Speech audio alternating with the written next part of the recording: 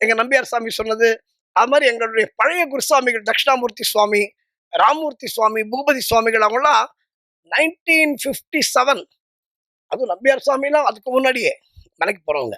அப்பெல்லாம் மலைக்கு போகும்போது இன்னைக்கு நம்ம பார்க்குற சபரிமலை வந்து 5 ஸ்டார் சபரிமலை இன்னைக்கு. எல்லாம் கான்கிரீட் போட்டாச்சு. நம்ம சாப்பிடுறதுக்கு எல்லா ஐட்டமும் கிடைக்குது. ஆனா அன்னைக்கு ஒண்ணுமே கிடையாது. அன்னைக்கு சபரிமலைக்கு நம்ம எப்படி போனோம் அப்படின்னா, ஃபுல்லா காடா இருக்கும். அதுவும் அப்போ வந்து சின்ன பாதை கிடையாது. பெரிய பாதை மட்டும் தான் இருந்தது. அப்புறம் வண்டி பெரியார் பாதைன்னு ஒன்று உண்டு. அதை புல்மேடு என்று சொல்வார்கள். ஒரு வாரத்துக்கு முன்னாடி ஒரு சாமி கிளம்புவாராம் முன்னாடி.